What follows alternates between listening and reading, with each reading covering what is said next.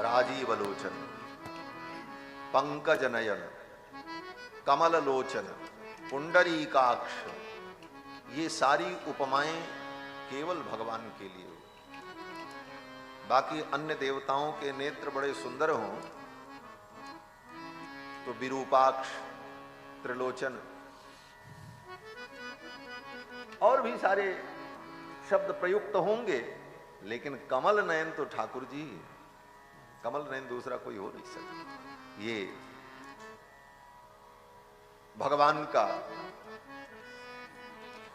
असाधारण विशेषण है, साधारण विशेषण नहीं, असाधारण विशेषण, असाधारण लक्षण इसको कहा जाता है। कह पुंडरीक नयन पुरुषोत्तम का। महर्षि वाल्मीकि को संपूर्ण रामचरित्र दिखाई पड़ा और फिर महर्षि वाल्मीकि ने लिखा, रघुवंशस्य चरितम चकार भगवान मुनि।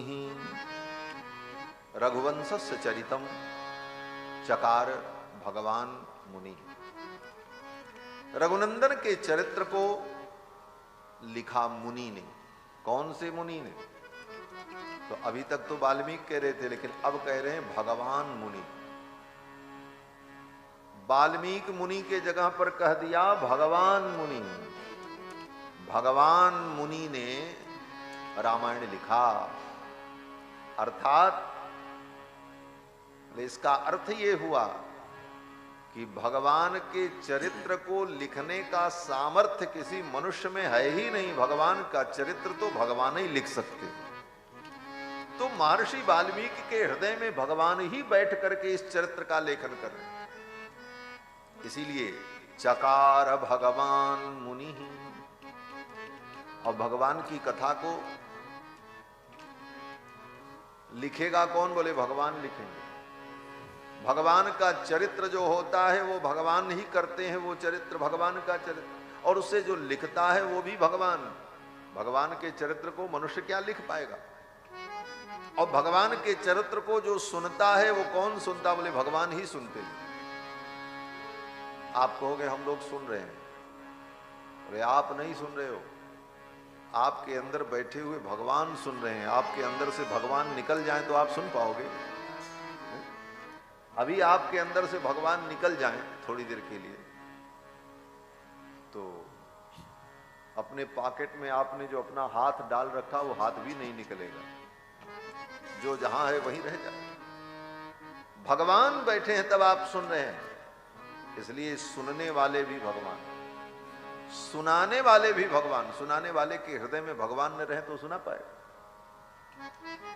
तो भगवान की कथा को भगवान ही लिखते हैं, भगवान ही सुनते हैं, भगवान ही सुनाते हैं। मूल में भगवान ही, यही भगवत अनुभूति है। इसी रूप में भक्तजन भगवान का अनुभव करते हैं। महर्षि वाल्मीकि ने लिखा, रघुवंशस्य चरितम चकार भगवान मुनि। और इसका नाम रखा रामायण। ग्रंथ का नाम रखा रामायण। रामायण का अर्थ क्या है? बोले रामायण का अर्थ कई प्रकार से होता है। एक सीधा सीधा अर्थ, रामस्य अयनम रामायणम, ये सीधा सीधा अर्थ। रामस्य अयनम, जो राम जी का घर है उसका नाम रामायण। राम जी का घर कहां है? राम जी किस घर में रहते हैं? कहां मिलेंगे? बोले राम जी को ढूंढना है तो राम जी के घर में आओ। और राम जी का घर क्या है? बोले राम जी का घर ये रामायण है, इसी में राम जी रहते हैं, इसी में राम जी मिलेंगे और कहीं नहीं मिलेंगे। इसी रामायण में सबको राम जी मिले। आज दुनिया में जिसने राम को जाना, पाया, कैसे जाना, कहां से पाया? रामायण को ही पढ़ करके जाना, रामायण को ही पढ़ करके पाया। रामस्य अयनम, ये राम जी का आयन है, राम जी का घर है। रामस्य अयनम रामायण, एक अर्थ। और दूसरा अर्थ, संस्कृत में जो क्रिया होती है ना, क्रियाओं के एक एक क्रिया के अनेक अनेक अर्थ होते हैं।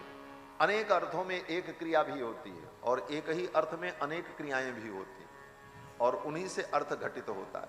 तो एक अर्थ यह भी है, रामः अय्यते प्राप्यते अनेन तद रामायण, जिसके द्वारा राम जी को प्राप्त किया जाता है उसका नाम रामायण। रामः अय्यते प्राप्यते, राम जी की प्राप्ति कराने वाला कौन? बोले रामायण ही राम जी की प्राप्ति कराने वाला है, इसलिए इसका नाम रामायण है। रामः अय्यते इति रामायण, जिसके द्वारा राम जी मिल जाएं।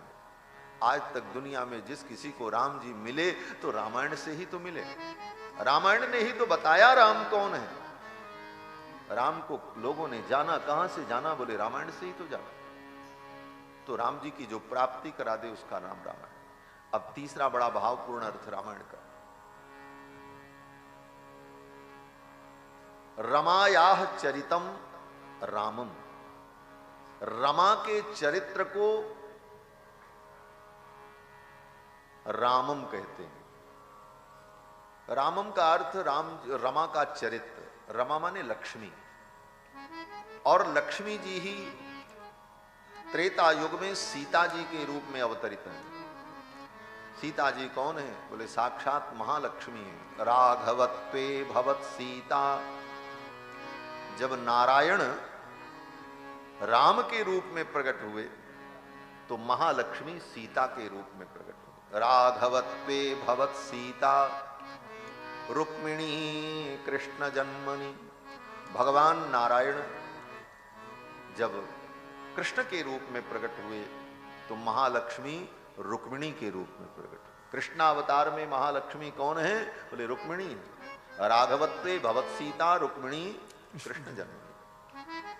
अन्य अवतारों में भी भगवान की अनपायिनी बनकर महालक्ष्मी प्रकट हुई थी। तो श्री रामावतार में महालक्ष्मी कौन है? बोले सीता जी हैं, और सीता जी ही तो रमा है, उन्हीं का नाम रमा है। इसीलिए कहते हैं ना, रमापति रामचंद्र की जय। रमा के पति राम है।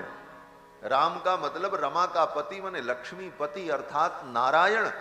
रमापति रामचंद्र की जय ऐसा बोलते हैं। तो रमा माने लक्ष्मी। तो रमा का जो चरित्र है अर्थात सीता जी का जो चरित्र है उसका नाम क्या है? बोले रामम। रमायाह चरितम रामम, और रामस्य अयनम माने सीता जी के चरित्र का जो खजाना है, सीता जी के चरित्र का जो